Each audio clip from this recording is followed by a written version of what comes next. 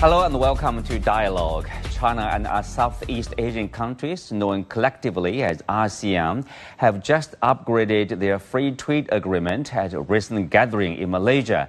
The new pact expands cooperation into key emerging areas: the digital economy, green trade, and supply chain connectivity. Alongside the ASEAN Summit was the Regional Comprehensive Economic Partnership Leaders Summit, the first meeting of RCEP leaders since the agreement was signed 5 years ago. So what do we know about the key outcomes of this year's summit? How important are they amid today's turbulent global trade environment? And what new opportunities could this upgraded FTA bring, not only for ASEAN and China, but for the wider region as well? Join us for today's discussion live from Beijing. I'm Xu Qinduo.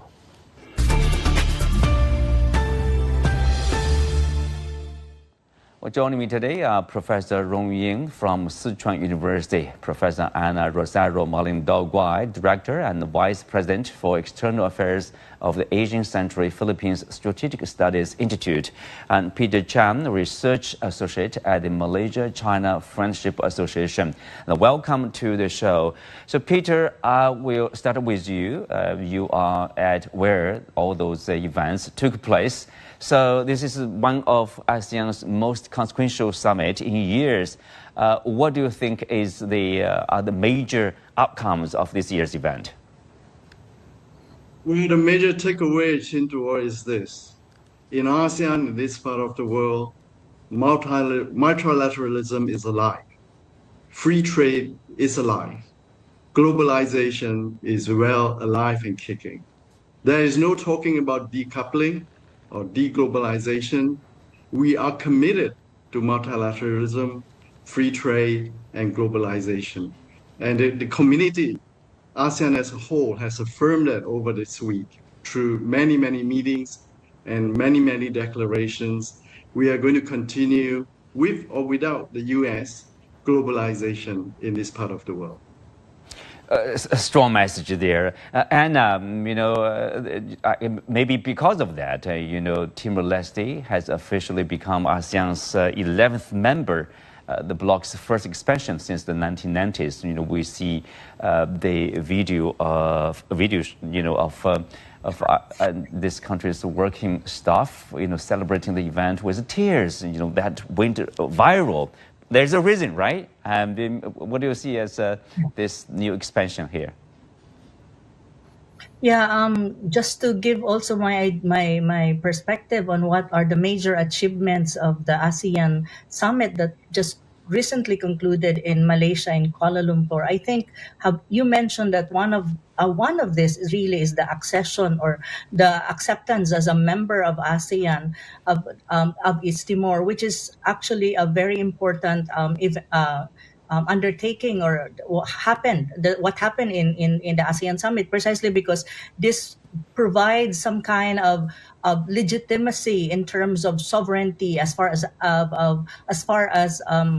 East Timor is concerned, and it gives to some kind of regional recognition for East Timor being a member of ASEAN. I think that's very important. And on the other hand, as far as ASEAN is concerned, this actually talks about ASEAN talks about ASEAN's inclusivity, and it kind of aligned to what you call the ASEAN vision of regional integration, and the so-called that ASEAN don't want any country or any kind or smaller states in the region to be left behind. So this is some kind of an exemplification. I think another major achievement of the ASEAN Summit is, of course, the CAFTA, the China-ASEAN upgraded 3.0 trade agreement, which is very important. And one more thing I think that I would want to highlight is the peace accord between Cambodia and Thailand that was signed during the ASEAN Summit. I think these are very important development at the moment. And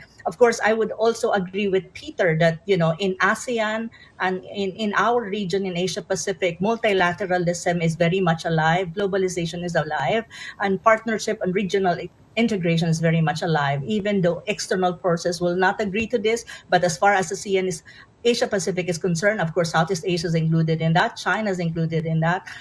We have this kind of trend, and I think this is the sense of time as far as Asia Pacific is concerned. Yeah, very clear message there. Rong Ying, if you look at this upgraded free trade agreement between China and ASEAN, let's say original agreement was launched in 2002 and it came into force in 2010. That's 15 years ago. If you look at what happened during the times, two sides, have a combined market of more than 2 billion people. Two-way trade has surged from, let's say, 15 years ago, that's about $235 billion, and to nearly $1 trillion last year. ASEAN and China are each other's top trading partners now. So, I mean, we can say for sure the FTA has played a significant role in bringing the two sides together, in increasing their trade and investment. Is that the case? Yeah, it is true. Certainly, I think if you look at the trade just itself, certainly I think China and ASEAN has now the top trading partners to one another. And if you look at even the investment side, I think the accumulated number I have had, I think as top to 450 billions, so US dollars. So it's quite a lot. And also, of course, if you look at the numbers, I mean, the traveler, people that are visiting each other because of the sort of a mutually simplification or exemption of that visas and others. So we have seen more and more Chinese and, of course, ASEAN, people from ASEAN visiting each other. So this is very much marks a sharp contrast to the other negative, unfortunately, trends where because of geopolitics, because of these decoupling or de-risking sort of measures, I think all the exchanges have suffered some various kind of disruption. So all in all, China and ASEAN, and certainly because very much because of trade investment, but also I think because that the growing trend of that connectivities, we are going to see not only more. I think the best time today, but we are seeing a very promising future in the years ahead. Mm-hmm. The two sides have seen, updated, the updated this FTA twice. First to streamline customs and investment procedures, and now with this new 3.0 upgrade protocol, they are going to bring the agreement into the new area, so-called emerging area, digital and green trade in economy, and also say supply chain connectivity. Peter, how do you look at these expansion? What does it mean for both sides? Oh, this is a sign. Really, it's as you have said. China is moving towards a high quality development thing.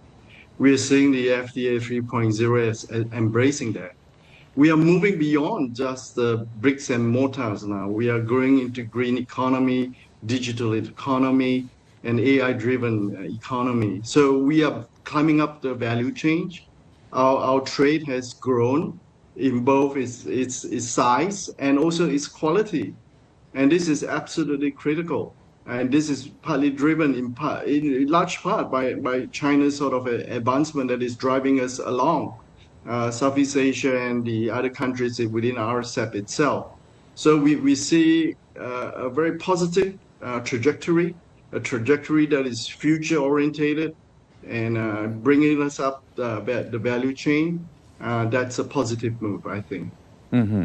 I think if you look at the expansion of trade between the two sides, Anna, from the Chinese point of view, this also coincides with what happened earlier. Actually, here in Beijing, there's a top-level meeting of the party discussing the priorities of the next 5 years. One of the priorities is, the goal of expanding high-level opening up. Can we say, we're now seeing these concrete steps in that direction with expanded trade into new areas between China and ASEAN here? Yes, I think so. Because if you really look at CAFTA or the China ASEAN Free Trade Agreement 3.0, it's really an upgrade of the CAFTA 1.0. Because if you look at CAFTA 1.0, it focused more on tariff reduction in terms of tariff.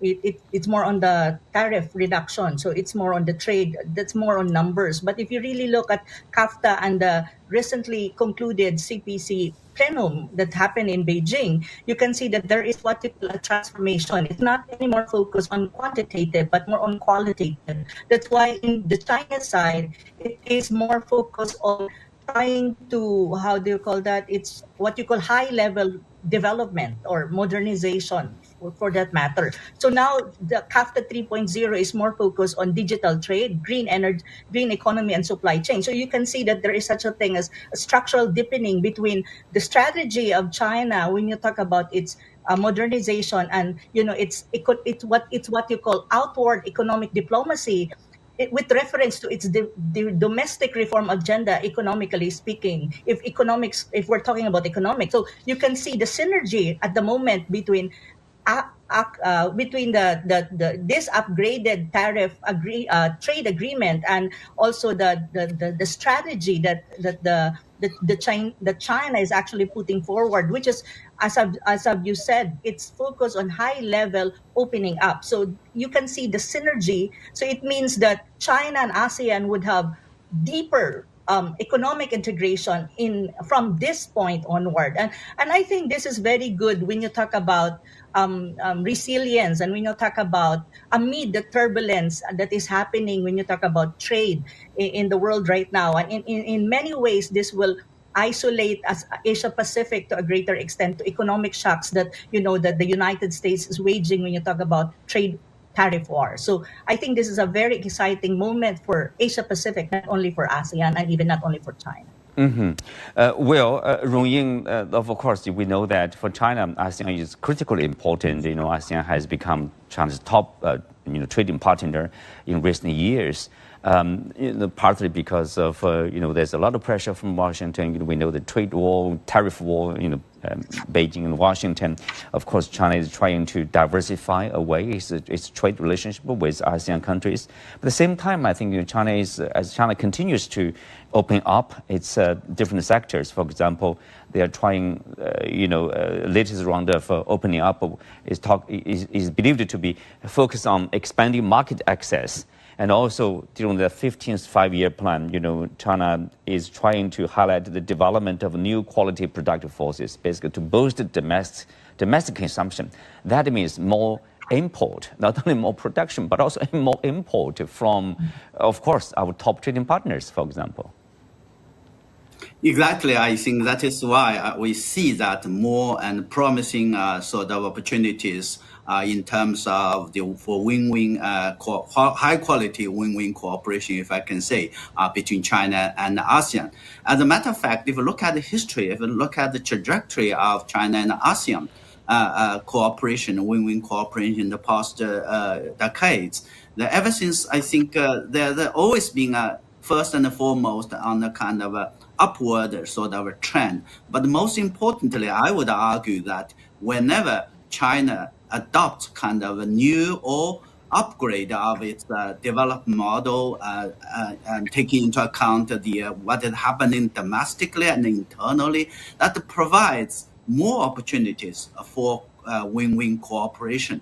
The fact that China, on the one hand, has very much now focused on kind of build up kind of a dual circulation sort of pattern, focusing very much on domestic and also in the meantime for high level opening up, provide more opportunities for China and ASEAN win-win cooperation. That's exactly the reason why the FTA, the protocol, upgrade protocol of FTA 3.3.0 that is going to be implemented by this year is going to provide is significant. And as you rightly said, that China not only has in the past has provided mostly, I think, for most of the commodities, that is imported from ASEAN, zero tariff, but it's going to provide more sort of market access by simplifying or getting rid of these various kind of non-trade tariff barriers. But the most important thing I would argue is that as China upgraded its development, building modern industrial sectors, digital trade, green transition, and so on and so forth, I think China would working together closely with ASEAN for that. And by making ASEAN or making China ASEAN as a role model or pace setter for that kind of win-win cooperation. So that's why I think the both sides, with that strategy or thinking in mind, I think in pursuing their respective modernization with its own characteristics, the two sides, China and ASEAN, are going to have more and more stakes in each other's success. That is, I think, not only makes political diplomatic sense, but more importantly, I think, in terms of economic and social development. It's much more meaningful beyond the trade pact itself. Peter, what Rong Ying has said reminds me of durian, the important fruit from Malaysia, from Thailand, from Vietnam. And usually it's you can find it in big cities like Beijing and Shanghai, but nowadays in China, in the countryside, in the township, you also see the availability of durian. That's a happy surprise for me when I was back in my hometown there. And so it shows like how far the product services has penetrated into the Chinese market from ASEAN countries. Back to this pact here, we are expanding to, we mentioned about it, digital economy, green trade, supply chain connectivity, and also other areas like competition and consumer protection, micro, small, and medium-sized enterprises. Some say this reflects a joint commitment and action to take a lead in international rulemaking and promote cooperation in emerging sectors. Peter, what do you make of that? I think we have reached a stage right now where we really need to take the lead in setting rules and norms. For many, many decades, and perhaps for much of the modern era, we have been in this part of the world rule takers. We were following rules set by others. But now we have reached a stage where we have reached that level of maturity and that at stake that we now should be able to set our own rules that reflects our own values, our own interests. And by the way, our own values and our own interests are universal and inclusive. They are not exclusive to us. I must say that. But we need to take that initiative, that bold step now. And one area I think that is very critical in terms of digital economy is the AI industry. And AI is still in a very open field where the norms, where the standards are still being worked on. And I think China and the rest of the region here, countries here in this part of the world, should take the initiative and start to step forward and set some rules and norms for the future of our own well-being and our own development. Well, Peter, when we talk about the green economy, this digital trade and AI, or this industrial trend connectivity, it comes to mind this like a flow of investment and services. The industrial connectivity, between China and ASEAN countries. I would imagine investment from Chinese side in the new emerging areas, AI, for example, in Malaysia, or digital economy there, and like EVs, even green economy, right? So that probably we would see more of that. Is that the idea? Absolutely. Yeah, absolutely. It's growing. It's the next phase of our sort of cooperation. I think we have built enough of the ports and the railways that we need, and we got to move to the next level. We got to move into the cybersecurity level, the digital economy, and we need a lot of investment, especially human capital investment. Right. To train our younger workforce to integrate into that next level of growth. Right. And also interesting, one point of interest, Rong Ying, in these upgraded agreement there. They talk about the green economy. Like China and ASEAN say they won't use environmental standards as a disguised form of trade protectionism. What experts call non-tariff barriers, and they will strive to eliminate such trade barriers related to environmental products and services. Tell us more on that. What does that exactly mean here? Yeah, I think this is, again, a very important area where China and ASEAN are working together, not only in terms of following the rules as we are discussing, but most importantly, I think, making the rules so that I think the question of, or the challenge of climate change would be addressed or in a way that not only helps preventing the further disruptions of climate change, but most importantly, by turning the challenges into opportunities where new areas, new opportunity, investment, and better sort of thinkings would be achieved. And in this regard, I think objective or proper sort of understanding on how to manage these issues is very much important. There are many, I think, contentious issues, particularly, I think, the developed countries, Europe and others, using this opportunity to crush or to contain China's development. But having said that, China understands that this is a question. Very much related to how to strike a balance between the productive, the capabilities or capacity of production and the need for transition or transformation toward that. So this is very much again related to the larger issues, the bigger issues of fighting, managing the climate change. In this regard, I think we can only count on ourselves, which again, very much is now becoming an important area, one of the important area for win-win cooperation. That, in the end, in the long run, is going to make a huge difference certainly for us, but also for the region and the world at large. Mm-hmm. Well, in addition to this ASEAN summit, we see this, RCEP leader summit, the first of such, since it was signed 5 years ago. So, Anna, this comes as the protectionism or new tariff measures are once again reshaping trade flows. Do you see any message coming out of this, the timing of this meeting about this region's confidence in multilateralism and free trade?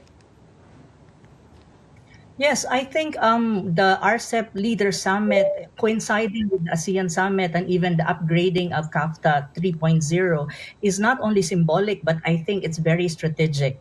For me, what I see in terms of messaging between China, between ASEAN member states and other members of RCEP or the Regional Comprehensive Economic Partnership is that, in this part of the world, there is such a thing. And these countries are committed to what you call openness.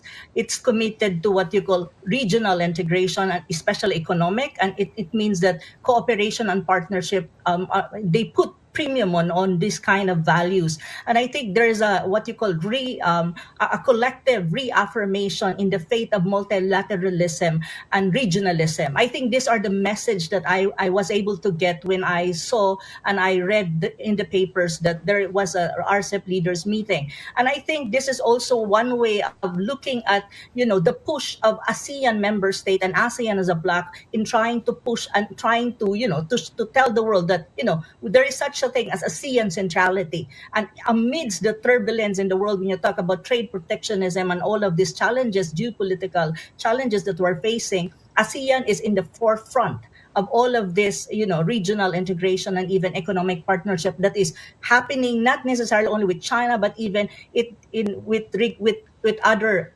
partners in the region. So this is the message that I got in this very momentous, also it's like a side-by-side kind of, event, which is very important in this part of the world. Yeah. Well, Peter, given this centrality, the major principle for ASEAN countries, and also we talked about is being inclusive. ASEAN has trade partners not only in China, Japan, South Korea, Australia, also in the United States. The U.S. President Trump was there. During his presence, he signed basically 4 trade agreements with during this meetings. But according to Reuters, the White House later confirmed those agreements did not include a significant tariff reduction for countries such as Cambodia, Malaysia, Thailand, and Vietnam, but merely left room for future exemptions of certain products, I believe. How do ASEAN and other countries perceive such U.S. commitments? That seems more about promise of continuing trade, of course, but in the substantial level, it's about tariff still. I think we are receiving this news with some cautious optimism, but with a great dose of skepticism, I must say. We have to see, after the declarations or agreements have been signed, what comes through. Based on our past experiences, sometimes this declaration doesn't really turn out into actions per se. I think countries in the regions has learned that, we obviously want to continue to engage everyone, including the United States, but we also have to be realistic based on the historical records that we have had, whether all that has been promised will be delivered. So I would say that we are receiving all these high-sounding agreements with lots of skepticism. Yeah, Rong Ying, of course, the tariffs not only on ASEAN countries, but also China. I would say China is affected. ASEAN countries are also affected. That's a fact.